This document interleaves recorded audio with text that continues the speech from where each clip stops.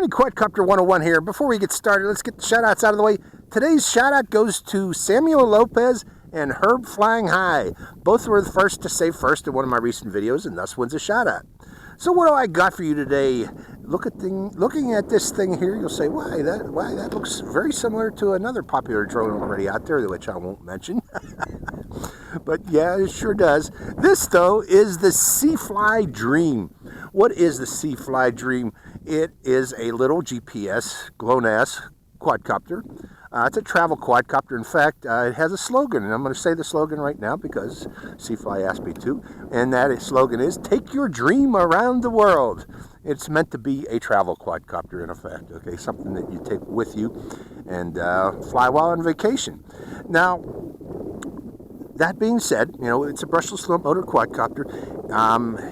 People, again, are going to make the invariable... I'm sorry, wrong word. They're going to make comparison to another popular drone out there, and I'm mentioning it right now, the DJI Spark. It does indeed look a lot like the DJI Spark, and I think, again, that's what SeaFly was going for here, again, is to make a lower cost version of that. Okay, and this is indeed lower cost by at least $100, $200 if you consider the kit version, or the version of the Spark that comes with a controller. Okay, you can get this with a controller comparison, or you can also buy this, buy and fly alone and fly it with your phone alone. Okay, so you can fly this with a phone or a controller. But let's go over the features of the quadcopters and stop the comparison there. And I just noticed I'm in an anthill here. Hold on. Move over here. Okay, looking at the drone, it has a 1080p camera pointed down right now. It'll level itself off when I give it power. But that 1080p camera is included on a 2-axis gimbal. Okay, so it has stabilized video. We're going to see stabilized video, hopefully, from this. One thing about this 1080p camera, though, it is only 24 frames per second. It is not higher frame speed, unfortunately, but we'll see how well that performs out here in the desert. In addition to having GPS GLONASS, it also has optical flow position hold. So theoretically, you can fly this indoors using the optical flow. In a brightly lit area with a good pattern on the ground, or outdoors using GPS GLONASS. And I think this comes into play in case you don't have sufficient satellites. It will help stabilize the quadcopter's position. Now, that being said, I do not recommend if you are outdoors flying this without sufficient satellites, okay? Always make sure you got sufficient satellites before taking off. Don't depend on this, because this is only good for a certain amount of height in the air, maybe 10 meters. After that, this will start drifting with the wind. Again, I mentioned brushless motors, but also let's talk about its battery. The battery it comes with it is a 3S, 11.4 volt, 950 milliamp hour battery. Okay, so that's the battery. That should give us nice flight time. To start up the quadcopter, you do a quick press and then a long press of this button on the battery right here, and we can do a quick press to see that we have full battery power. So just showing that. Okay, that is the drone. Let's go over the controller. This is the controller. Notice that it has 2 antennas. Now, there's something important I forgot to mention here. You know, I said that you can use this with your phone, but using that with your phone, this uses 5G Wi-Fi, 802.11 AC Wi-Fi. So if you want to get FPV and use the SeaFly app with this in addition to the controller, you know, using your phone, you are going to need to have a phone with 5G Wi-Fi, 802.11 AC Wi-Fi. Before purchasing this, I strongly recommend that you confirm that your phone is indeed 802.11 AC Wi-Fi capable. Now, another thing about this. Since we have 2 antennas, that tells us one thing right away, that this controller has a built-in Wi-Fi relay. In effect, what you want to do when you're using the controller with your phone is you want to connect your phone to the drone, or to the controller's Wi-Fi signal. Do not connect your phone to the drone. Only do that if you're flying with the phone alone, that you would connect directly to the drone. But if you're using the controller, you want to connect to the controller, and in relay, this will connect, the controller will connect to the drone. It will receive the signal from your phone, amplify it, and transmit it to the drone. So with that being said, this will give you much greater range, much greater FPV range than using your phone alone to watch the FPV video from the drone. Okay, so that's very important. When using the controller, connect to the controller with the controller's Wi-Fi, not the drone's. Okay, let's go over the buttons on this thing. We have a 3-position switch here. All the way forward is altitude hold. Center position activates GPS position hold. And all the way back activates circle me mode. So this does have circle me mode. It also has follow me mode and waypoints and circle me, follow me, and waypoints. To use follow me, you have to use the app. There is no button on here to activate follow me. Yeah, it is available only through the app. Okay, other buttons on this. This button here, if you go up and down slowly 3 times, will turn on the compass calibration for the drone. But I recommend using the, if you're using the app, use it, do a compass calibration using the app, because it tells you the status very easily, you know, what the status of the compass calibration is. If you do it with this only, you got to rely on the blinking of the lights, and they're kind of iffy on the status of how well the compass calibration proceeded and whether it's complete or not. So I recommend using the app because it tells you when the compass calibration is completed. This button here is return to home. In that position, it's normal flying, but when you want the bird to come back and land, just press it down like so, and the quadcopter will return home and land at its takeoff point. And this button here is, no, there's no use for it right now. As with the F803, it's just an extra button in case they want to add something to this at a later date. Now, it does have automatic takeoff, automatic landing, which you activate by pressing this button here. And if you're using the phone or using the controller alone without your phone, you can actually start and stop the video of the drone by pressing and holding this button here, or take a picture by pressing this button here. But again, these buttons are only active when you're not connected with the app. When you're using the controller alone, can you use those photo buttons. And another thing about this controller, this port here is a charging port, and it's a charging port because you get a rechargeable LiPo battery that powers this. This is not powered by AA's. It's 2,500 milliamp hour, 9.25 watt hour. Wait, 25 milliamp hour, 3.7 volt. This is a huge 3.7 volt battery that powers this thing. 3.7 volt LiPo. So that is it. Let's fire this up, do a compass calibration, show you how to do a compass calibration, and then go for a flight around the area, see how it performs. So hope you enjoy this flight. Okay, this is the SeaFly app. It's available for their other drones. And right now, you have to select that drone there, which is the Dream, by swiping left or right.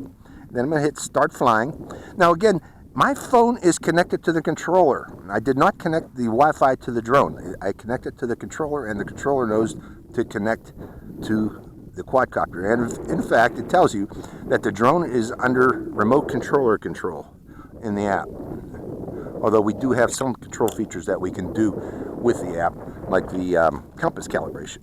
And to get the compass calibration up, see the 3 dots in the upper right corner? You hit that, and notice these are the general settings. You can select beginner mode, and if you go into beginner mode, that gives you a fence, a geofence, and then you could set the geofence distances in the beginner settings. Like right now, I think it's 50 and 30 meters altitude, 60 meters distance, but we don't want that. We're going to go far today, so I'm going to turn off beginner's mode. And we went left-hand virtual joystick setting, but we're not going to be using that. Low power alarm, I set that to 21%. It was set pretty low to like 10%. I don't want it to go that low before warning me to come back. And again, we're going to do the compass calibration. Gyro calibration is something you do on a flat level surface. I don't know how level the surface is here, so I'm not going to do that, gyro calibration. But that helps when you're flying in altitude hold mode. It'll help keep the quadcopter steady and lower the drifting potential for it. But we're doing a compass calibration. And to do such, you hit the button, hit it again, and then it says calibrate. So you got to hit calibrate to start the calibration. And calibration is started. And the first thing we do is horizontal turns, like so. And then vertical turns with the nose down. It tells you to do the nose up, but it won't complete the calibration if you do it with the nose up. You got to do it with the nose down. And there we go. And that completes the calibration. We're under remote control again. Hit close. But the calibration was a success, which is good. So we're done there. We are ready to fly, actually, folks. Looking at this, controllers on the far right. You know, again, since we're using the app with this, we need to start the video by pressing that video picture of a camera right there. And that should start the recording. And now we're recording. By the way, it records the micro SD card. I forgot to show you that. But there is a micro SD card slot in the back. It's under this thing here, and I can't get it open with my fingernails. I have to pry this open. Micro SD card slot there. It's a normal micro SD card slot as compared to what was on the F803. Remember that, folks?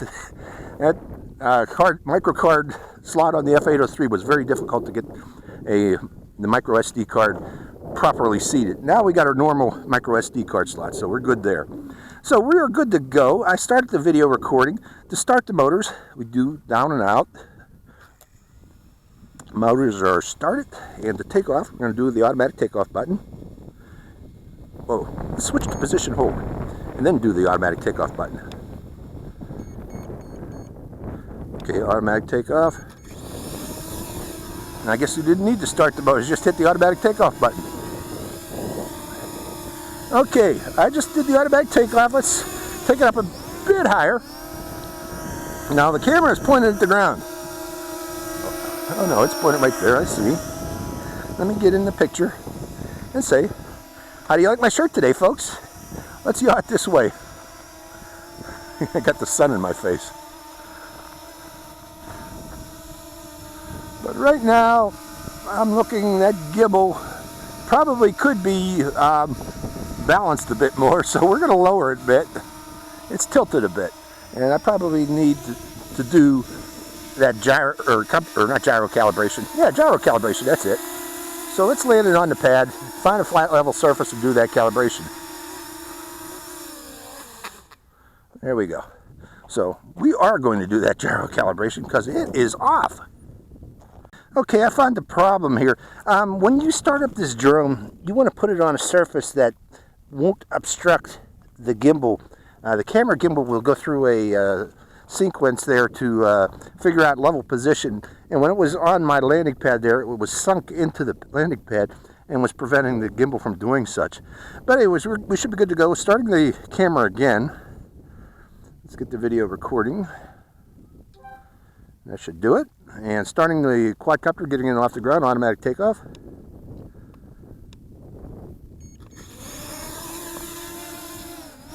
And checking, we have 18 satellites. Let's take it up a bit higher. And we do have level picture now. I'm going to get in the camera again, like I did before. And turn it over this way a bit. Say, how do you like my shirt today, folks? Fresh from Erie, Pennsylvania. Okay, let me put my glasses on. First thing we're going to do is try out range. We're going to send it up on so I can see I got my glasses on. Up and on. Actually, not up. I just want to go straight out.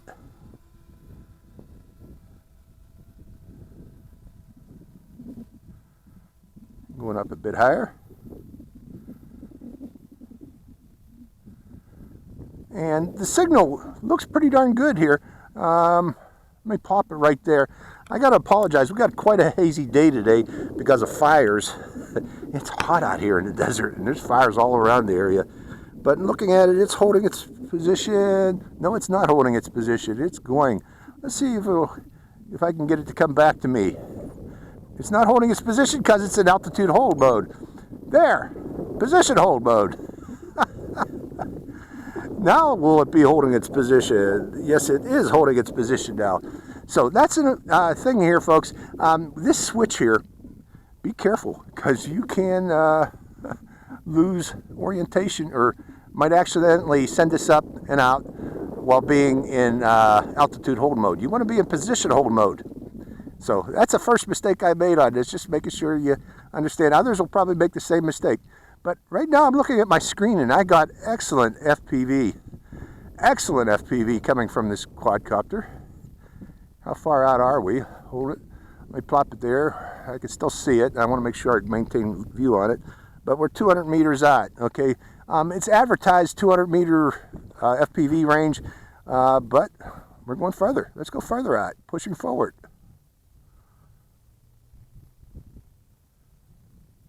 Trying to maintain view of the quadcopter, still maintaining view. Still see it. Yeah, we're 240 meters out. It's a tiny little thing. Okay, from that distance there, we'll plop it there. Now, I'm not going to do a range test today where we see how far this will go, but right now, this is just a demonstration of its main features. But 267 meters, I'm hitting the return to home button. Let's see how close it comes back and lands at its return to home position. Watching the drone. I'm looking off in the distance there, noticing if it's moving. The button on my screen, is it moving? Yes, it is. It's coming back. And it's coming back straight toward us. I see us. It's working. Return to home is working nicely on it. Now remember, I took off to the left of the pad because, actually I don't remember. Did I take off from the pad or not? Well, we'll see. Because I recorded it. Here it comes back. Let's see how accurate return to home and landing is. And it rotates. And then it starts its descent.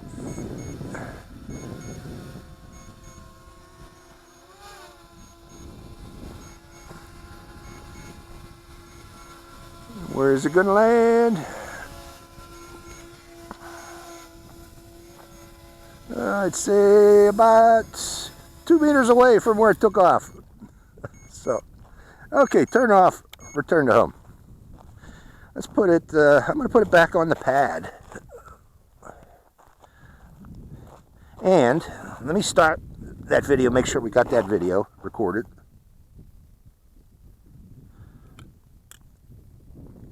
One thing I noticed about the app, and I think they're going to need to update, is the time it takes to stop the recording, and it takes quite a bit. You press the button and the video recording does not stop. So we're going to wait until that does stop here and before we proceed with further flight. Okay, I restarted the app and it says it's still recording. Let's see if I can stop the recording. So to stop the recording, I had to restart the app. SeaFly might need to do a little upgrade of their app there, but let's start that recording one more time. And this time we're going to take off and try Waypoints. So doing the automatic takeoff, we're in position hold and holding the button down, taking off. Okay, let's go up a bit higher for Waypoints. And to do Waypoints, we got to select this map here. Map mode in the lower left. And it's in GPS mode. We got that. Drone is under remote controller. Now we're going to hit. Last night before I came out here, I recorded this area. I went over this area, and while connected to home Wi-Fi, okay. And by doing such, it remembers this area in its maps, in its cache, so I can fly to remote areas. I'm zooming out a bit. Now let's just do a fly to point. We'll select that point there. Oh, we gotta stay within 100 meters. So let's do that again. Let's try it over here. Fly to point.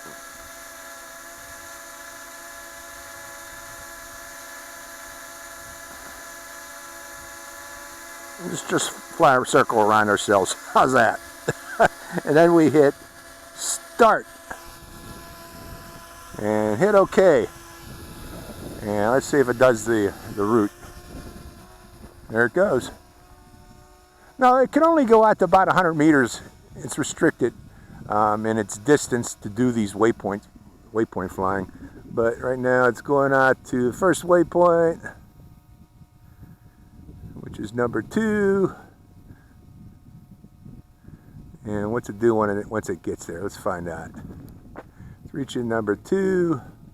Then it turns and it goes to number 3. I wonder if it stops at these waypoints. No, it does not. It continues on. 4, going to number 5. So it does not stop at waypoints. That's good.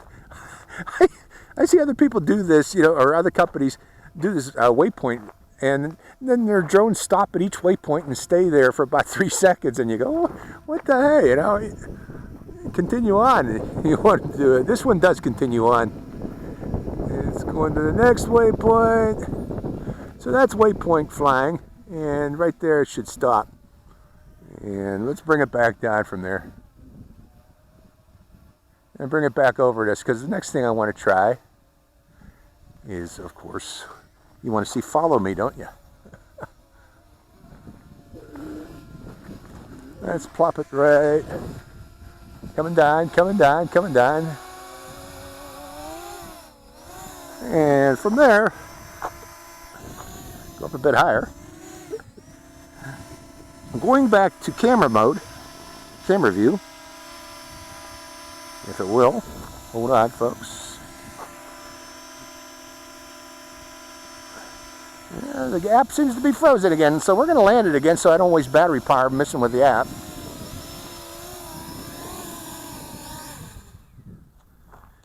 And we're going to try to come out of this, go back to camera mode. So hold on, folks. Okay, I had to restart the app again. Not only to unfreeze it, but also to be able to stop the recording. But starting the recording one more time. Let's do that. Okay, should be recording.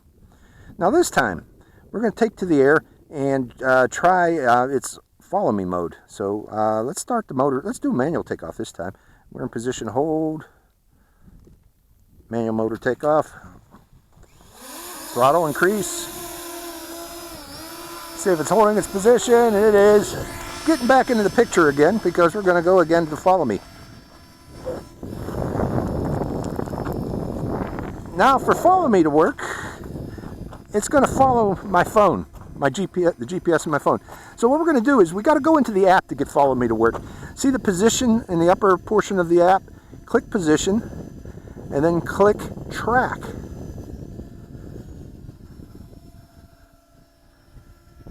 And it climbs. It's climbing. Oh, that must be its track altitude. Let's lower that then. Set to 20 meters. So you can adjust the track altitude, lowering it. Come back down. I don't want you to be that high. I want you to be about 5 meters up. Yeah, 5 meters is good. And lowering the gimbal. Oh, there I am. Okay, so we should be good to go. Let's see if it tracks me. How about if I go over this way? How do you like the back of my shirt today, folks? So it's following me. It's doing a good job. Now, again, you could be using your phone alone. You don't need to be carrying this controller and do follow me with your phone, if you so wish. But going back toward it.